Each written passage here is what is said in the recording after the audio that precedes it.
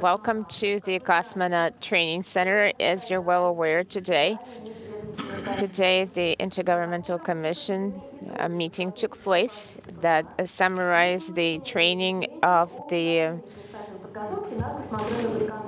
cosmonaut crews, and the decision was made to start their preparation of the Soyuz for launch. The launch is planned for September 2nd. Please allow me to introduce the prime and backup crew. The prime crew members: Commander of Soyuz, Flight Engineer of the ISS Crew 4546, Sergei Volkov, Russia.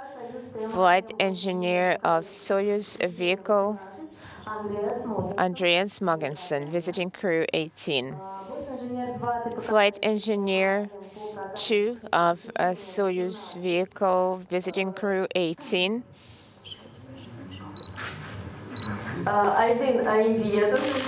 Aidyn Aimbetov, Kazakhstan, and the backup crew. Commander of the crew, the backup crew, Oleg Skripochka. Flight Engineer of Soyuz TMA-18M, Visiting Crew 18, Flight Engineer Toma Pesquet, and Flight Engineer Sergei Prokopyev, Visiting Crew.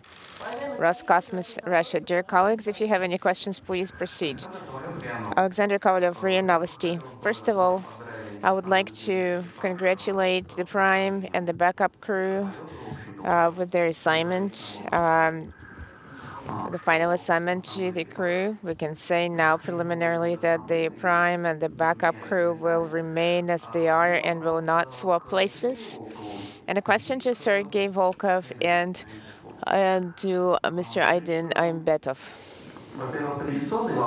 First, the traditional question: what your zero gravity indicator is going to be, the so-called zero G charm. And also wanted to find out, you're going to have the progress vehicle dock into ISS. Wanted to see if there are any specifics they need to know how to work with it. We understand it's going to dock in automatic mode. Wanted to find out if there are any specific details that you need to know. And a question for Aidyn: what are the details of the National Space Program of Kazakhstan and Science Research Program you're planning to do for the Kazakhstan Space Program? So, okay, you want me to start? Okay, I will. Well, as far as the zero-G indicator, children have already prepared one, as far as I know. So there is a trend. We can see it's going to be a small piglet. As far as the cargo vehicle is concerned, we're expecting 3 progress vehicles to arrive, and 2 of them are going to be SM. During the automatic rendezvous and docking to the station, there will be the displays. Crew displays will be a little bit different. Most of the crew interfaces are going to be the same. I have undergone training here how to perform cargo vehicle docking. The signals from the control handles go through with a small delay. We previously docked the cargo vehicles in the orbital coordinate system. For docking, particularly this cargo vehicle, the station is going to be in a snap and hold attitude. It's going to maintain the steady attitude the entire time. So otherwise, it would be difficult to perform docking. That's how we're going to, well, we have undergone training with the instructor, even though these are not the standard procedure specified attitudes. Science Research Program of Kazakhstan. Science Research Program of Kazakhstan is rather broad. It continues the tradition started by the Space Research Program, starting by Bakirov and Musabayev. That includes such experiments as relaxatia, uragan, science research experiments such as interaction research of chemical reactions and atmospheric events. Also, researching interaction between international crew members during space flight. Thank you. Sergei, another question for you. And about the information that you're planning to take to the ISS, a small flag of the Night Wolves motorcycle club. Yes, it's true. I already packed it in my personal belongings. Where is it going to hang in the station so far? Well, we need to get it on board. Well, I hope you will be able to. And it's going to hang in my personal crew cabin, and then we'll see. Okay, thank you. Ekaterina Beloglasova, Russian Space. Could you tell us about the overall program that you're planning to have? And also about the EVA. Is the EVA dedicated to a specific topic? Are you going to do the EVA? Well, first of all, we have a EVA today. The two Russian cosmonauts are going to do the EVA today. In February, we're planning to have an EVA during our increment. Main purposes are, well, our hydro lab is shut off. We were doing a dry run, so to speak. In the hangar and the specialists came, we were looking at the equipment, what equipment we need to install, which one needs to be removed. These are standard operations. However, some names of the equipment are complex. Everything is going to be interesting during the EVA, but the most interesting parts, we will be testing the equipment to repair the MLI outside of the station. We're going to install new equipment to perform Earth observation. And as you know, during each EVA, we're putting trays for exposure outside the station that include new materials. And we're going to remove some of the equipment. Thank you. Have the spacesuits been already upgraded for the EVA? Well, it's the same one that I had before. But I heard there are going to be some upgraded spacesuits this year. I'm going to be using the spacesuits that I used for my previous EVA. We need to first use up the service life of the equipment. We already had an upgraded spacesuit available at the time, but we were using the previous version of the spacesuit, and I'm going back there and I'm going to use up my previous. It's fairly expensive equipment, so we can't just scrap it when new comes up. As far as experiments are concerned, first we're going to include research since we're running along with the 1-year mission. Michael and Scott are going to do some experiments, and I'm going to be a subject of some of the experiments as well. I'm going to be assisting Michael and Scott in some of their experiments.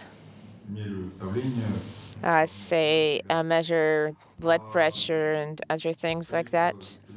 The number of the experiments is going to exceed 70. I have about 30 medical research experiments only. It is a very well-planned and very busy program. European experiments are back on the schedule. And the visiting crew will also participate in the experiments. We're going to work along with Aidyn and Andreas. I don't even know when Andreas is going to be able to have the time to admire Earth from space because his schedule is fully packed. We're going to be working all the time.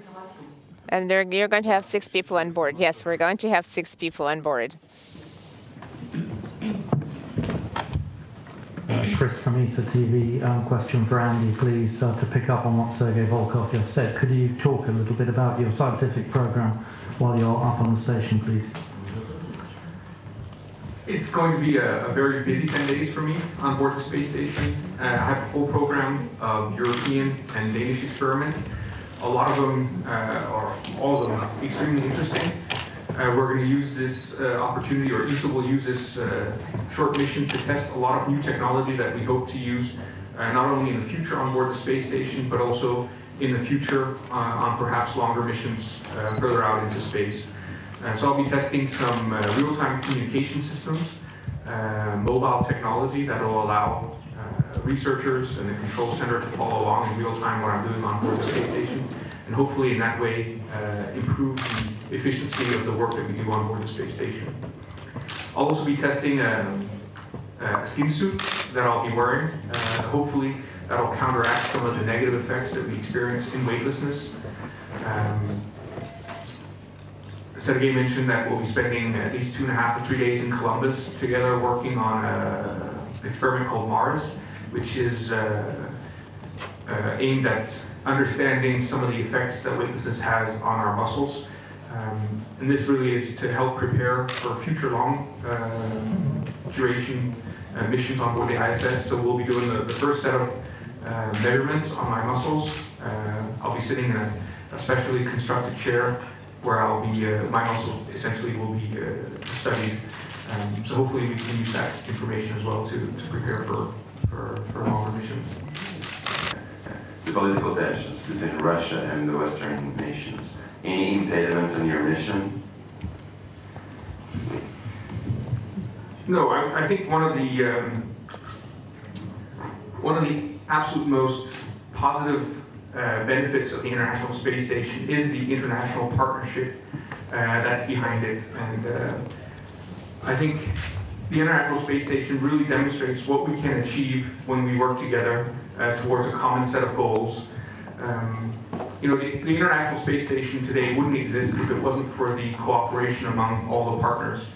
So I think that's, you know, we often talk about the scientific research program, which of course is incredibly important. We also talk about the technological developments that we have achieved. But we often forget to mention the international cooperation. And I think it really is up there together with the scientific program that we do. It's a fantastic platform for international cooperation. So, you know, the tensions that exist here on Earth, we leave that behind, and on board the International Space Station, we are humans working together collectively to achieve a common set of goals. May I ask a question to Aidyn Aimbetov, Kazakhstan News? I understand you were trained very quickly after a long break. Do you feel the effects? And it is a very important historic event. What would you like to say to the people of Kazakhstan concerning the upcoming event? As far as training is concerned, from 2003 to 2009, I was going through training here, and I was going as the recertification program in Kazakhstan. Currently, training was done over a short period of time. I would like to express my appreciation to the GCDC instructors and specialists, express their appreciation for professional training from 2003 through 2009, because they laid down very thorough groundwork, and the training right now presented some complications. I had to had to train more and study more, but I overcame these difficulties. I would like to wish the people of Kazakhstan all the very best. I would like to encourage them to remain committed to their goals, no matter how complicated they are. And I believe you would be able to achieve a lot if you're committed to your goals and country. News of Cosmonetics magazine. A question to Oleg Ivanovich.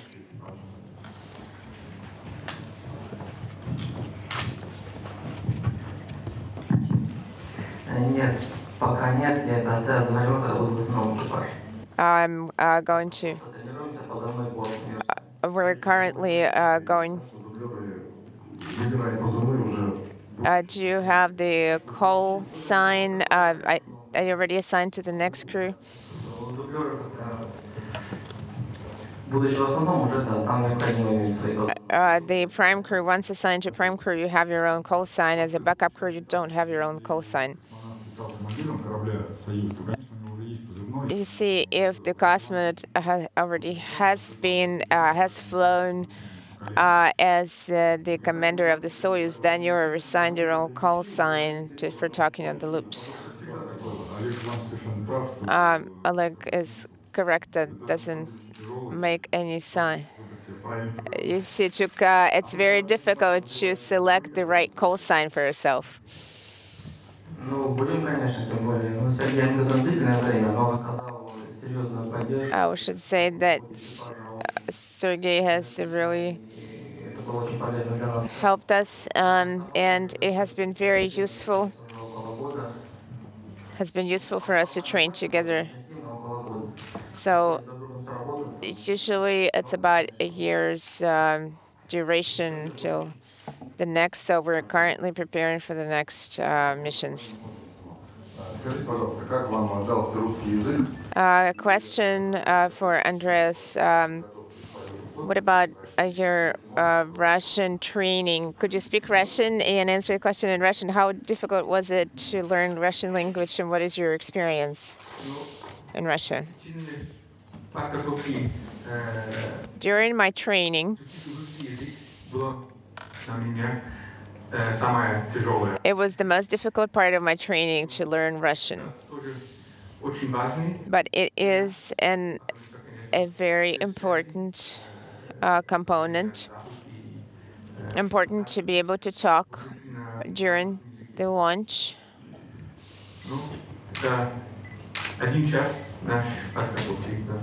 So that is one part of our training.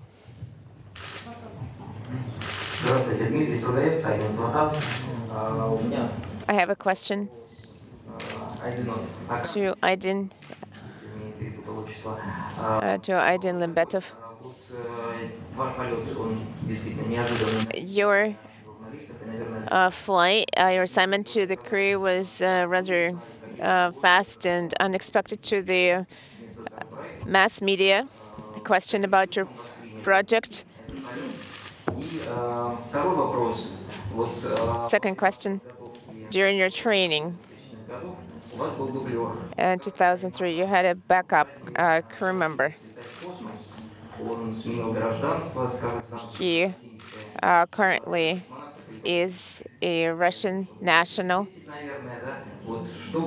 What would you wish to your former backup crew? Would you be gleeful that you're flying right now and he has not flown even though he changed citizenship? Or I would like to start by saying a flight of a Kazakhstan cosmonaut has been scheduled for 2009 September timeframe. And we already prepared a contract between Roscosmos and Kazakh Space. We didn't have backup crew.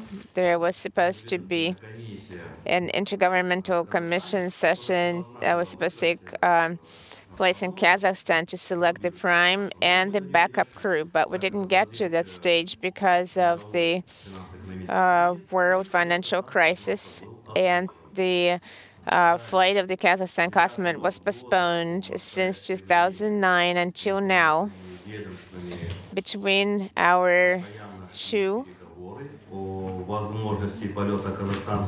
our agencies. There were ongoing discussions about a flight of the Kazakhstan cosmonaut, and right now it is something that the Kazakhstan president was an achievement, and thank you to the Russian President Putin. Due to their mutual agreements over such a short time frame, it became possible to fly a Kazakhstani cosmonaut. Thank you. What are your wishes to your colleagues?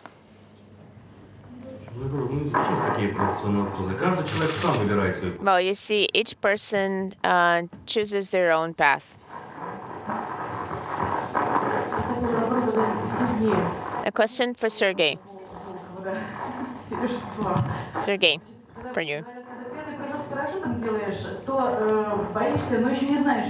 Sometimes, first time people jump, do parachute jump, people have some apprehension. Then you know more about it. So, when you're flying again, what would you like to see again and do? Both during the first and second flight, it's normal to feel stressed, but this is our work to fly into space. I wanted to fly, and I was training, preparing between the first and second flight. Some time passed, and some time passed between those flights and now. There are some young cosmonauts who have to gain the spaceflight experience as well. So some people have more opportunities, some people have fewer opportunities to implement their wishes to compare first and second space flights and training for the third space flight. I think the responsibility level, the level of responsibility increases because you know the specialists well, and the specialists know you well. And there are certain expectations from the crew members, from the crew. And the last thing I would want to do is to fail the expectations.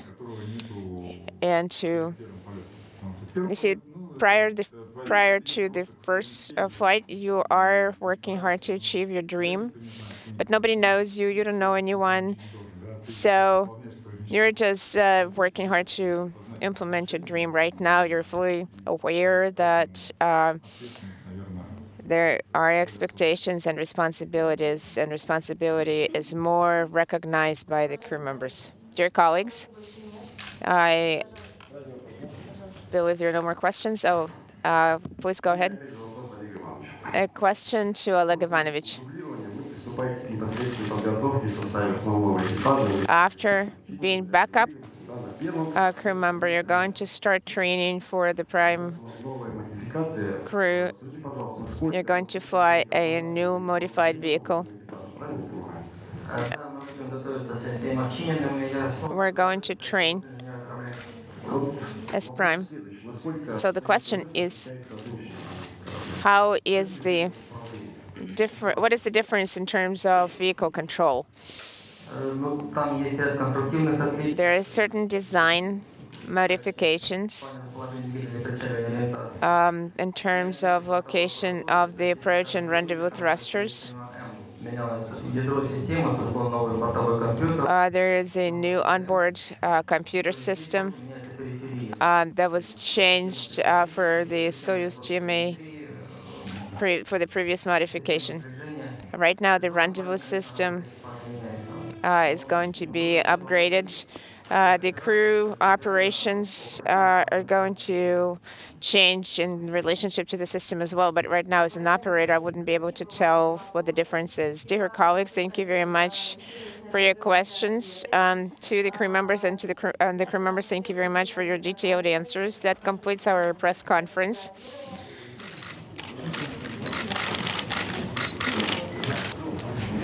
И пожмите, пожалуйста, традиционно руки. And please, traditional handshake, like this, yes.